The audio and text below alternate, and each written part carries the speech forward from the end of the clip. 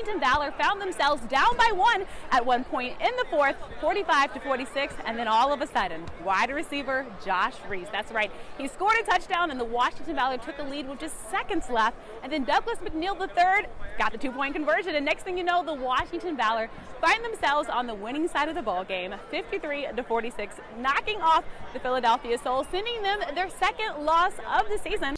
And I mean, now, Brian, you work here in the area as a media analyst, so you've seen DC change completely, right, since your time here. I mean, what do you think overall about how DC has changed, and how does the Washington Redskins fan still fit into that scheme? Everyone in Washington, really around the nation, is going crazy about the Washington Redskins leading that NFC East division. Do you think they have what it takes to continue to lead the pack? I'm focused on the Falcons. We're getting better. We got a long way to go. So 5-2 is cool, but I want more. But I'm going to be patient. Patience is key. Thank you so much. Appreciate it. Here with former NBA player Jared Jeffries at the Capital One Arena as the Washington Wizards are taking on the Chicago Bulls. Jared, what do you hope 2019 brings this Washington Wizards team? For this 19 Wizards team, I hope that they just improve and get better. They got so many good young players. As long as they keep getting better, improving is all I wish for. Just getting better, getting us more wins, and we'll be happy people. Thank you so much, Jared. Eyes are on the guard play of Georgetown's Deanna White and Butler's Whitney Jennings. Now, eyes are on them because Butler thinks the key to winning the game today is simple. They have to stop Deanna White. Of course, Deanna White leads the Hoyas in scoring, and she's a part of Georgetown's Big Three, responsible for 65% of their offense. But Coach Howard, on the other end for Georgetown, said they're going to get Deanna going by having her score in transition and, of course, beating the defense. Yes, they'll be relying on her speed. Entering week 4 of the Arena Football League season, the Washington Valor are looking for their second win of the season here at home. Now, of course, the Valor started off the season not the way the reigning champs wanted, losing to the Baltimore Brigade and the Albany Empire, both on the road. But if you remember, last week in week 3, the Washington Valor won here at home against the Atlantic City Blackjacks, 41-34, and they're hoping to continue on that momentum. Well said. Thank you all. And again, officially welcome aboard to the Minor Football League as we get ready to kick off the 2018 season. I look forward to covering all the teams and meeting your great media personnel. I know it's going to be a fun season of football. I mean, aren't you guys excited? Kelsey Nicole Nelson back here on the red carpet with former Cleveland Cavaliers General Manager Mr. David Griffin. David, how are you tonight? Very well, thank you. Let me first ask you, what brought you out to Fight Night DC this year? Well, partially because we have a good friend who helps put the event on, and partially because it's a cause that we care a great deal about. My wife Meredith and I were pretty actively and remain pretty actively involved in Cleveland Clinic Children's.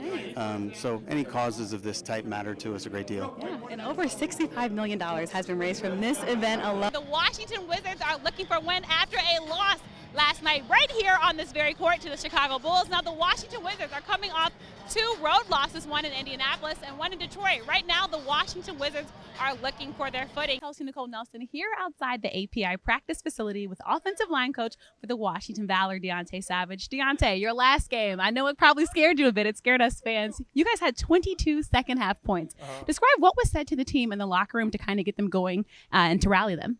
Just for the guys to rally around each other and come out and play for each other. But Baker Mayfield, I do like him. I think, of course, he's breathed life into this Cleveland Browns team that for a long time now has needed this life and air. Now, when you say Cleveland Browns, it's not just a guaranteed win, right? It used to be you saw the Browns on your schedule. You might not even go to that game. You pretty much marked it as a W, right? But now that Baker's there, it's new and it's fun and he's exciting, and I think he's giving this Browns offense new life. And of course, the defense, when your offense is doing well, you want to perform, right? So they can continue to do well. And I think he has good arm strength. It's growing, and I think obviously he's mobile.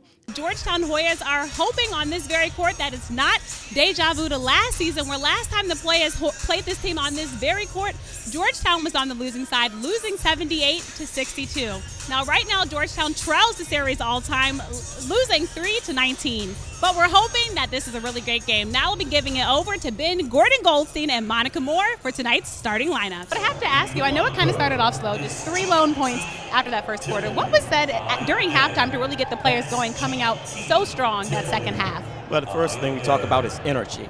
Energy has been probably our biggest problem the last 2 games. We have started bad. And when you practice all week and you got one game to prepare for, you would think that you would be ready to come to the floor to compete.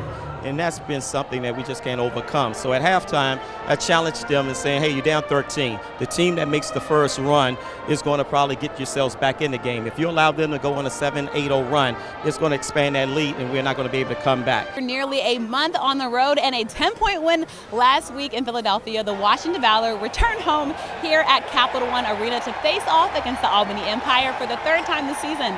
Now, while the Washington Valor were quite successful the entire game, leading 34-14 at the half and leading all the way through the fourth quarter, unfortunately, things took a turn and a tide during the fourth quarter as the Washington Valor found themselves down by 1 with seconds left on the clock. The experienced linebacker Gordon gave Philly their first sack of the season. Late in the fourth quarter, the linebacker recorded his second sack of the season, which doubled as his 50th career solo tackle. 3 scores alone in the fourth quarter helped the Washington Valor seal the deal in a 48-41 victory against the Philadelphia Soul. I am now joined on the red carpet by a face and name that you should know very well, Dr. Michael Eric Dyson. First off, how are you tonight? I'm doing fine, my love. How are you? I am wonderful. So good to see you. I know you're super busy, but what brought you out tonight? Well, I wanted to support this tremendous venture. Education for our children is always an extraordinarily important topic, extremely relevant to our situation today. So I wanted to come out and support and give my enthusiastic amen and confirmation of what's going on. So right now the Washington Wizards are still looking for their identity this season. I don't know who the squad is. Hopefully in 2019 we find out. So the Valor will have to finish the game. Head coach Benji McDowell said that prior to the game. He said you have to get the job against Philadelphia or you will end up on the wrong side of the ball. So let's hope the Washington Valor end up on the right side of the ball and hopefully get their second win of the season. Reporting live from the half, I'm Kelsey Nicole Nelson, Arena Football League reporter. Urban One honors with the one and only social change winner of this year, Mr. Sean King. Sean, how are you tonight? Good to see you. Good. I'm glad to see you as well. And what a year it's been with all the social change that's been happening in the country, especially with this conversation surrounding Colin Kaepernick, who I know is a person that you have never been afraid to talk about. So kind of describe, how you think America is going to go into 2019 with social change. Perfect. Doing something I love to do. I'm not going to lie to you. I almost wanted to get back out there, but I'm too old now. But thank you so much for joining us, Robert. Thank you. Had a blast. Thank you. Here at the 2018 Minor Football League General Manager signing, I'm here with Mr. Clarence Vaughn and Mr. Jason Gines. Now, Clarence, you'll be over the Washington Chiefs. They have a long legacy of winning after 8 championships. Tell me, are you going to keep that tradition alive? Wow, words well said, Brian. Thank you so much for being our guest today here on DKN Sports.